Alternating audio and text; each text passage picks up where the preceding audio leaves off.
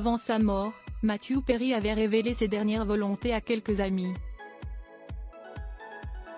Très lucide, il avait anticipé que la série Friends serait la première chose que l'on mentionnerait à son sujet. Pourtant, il aurait souhaité tout à fait autre chose. Retrouvé mort dans son jacuzzi le 28 octobre 2023, Matthew Perry est décédé à 54 ans à son domicile de Pacific Palisades à Los Angeles. Le dernier souhait de l'acteur aurait été révélé sur Twitter selon les journalistes de Closer.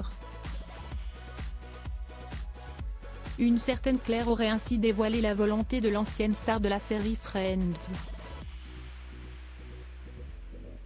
Matthew Perry a un jour dit ça: « Grâce à mon ancien taf j'avais découvert qu'il était en dehors de Chandler et je pense que c'est important de le savoir pour honorer la mémoire d'un être humain qui a traversé beaucoup d'épreuves et faisait le bien autour de lui », a indiqué la jeune femme. Dans le texte de Matthew Perry, il avait écrit « Quand je mourrai, je sais que les gens parleront de Friends, Friends, Friends. Et je me suis reconnaissant, je suis heureux d'avoir fait du bon travail en tant qu'acteur, ainsi que d'avoir donné à plusieurs reprises l'opportunité aux gens de se moquer de mes combats sur Internet. Mais quand je mourrai, en ce qui concerne mes accomplissements, cela serait bien si Friends était cité bien après ce que j'ai fait pour essayer d'aider les autres. Je sais que cela n'arrivera pas, mais ça serait bien, a-t-il indiqué. The Perry a eu l'occasion de rappeler que Matthew Perry avait réalisé de nombreuses actions de bienfaisance. En 2011, il était notamment devenu porte-parole de la National Association of Drug Court Professionals et avait évoqué devant le Congrès américain un projet afin de créer des structures d'aide aux personnes souffrant d'addiction. Il a par la suite créé The Perry House, à Malibu, en collaboration avec Early Tower, spécialiste des addictions. Il s'agissait d'un centre de désintoxication, dans son ancienne résidence à Malibu en Californie.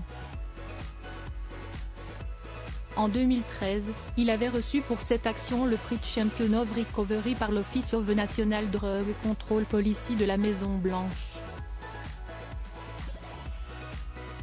En 2015, il avait dû vendre la propriété The Perry House car elle lui coûtait très cher. C'était une maison de plage à Malibu, qui coûtait trop cher à gérer et dont l'activité ne fonctionnait pas vraiment. Nous cherchons donc des endroits plus petits à Santa Monica et Studio City. Je maintiens l'activité parce que je l'aimais bien.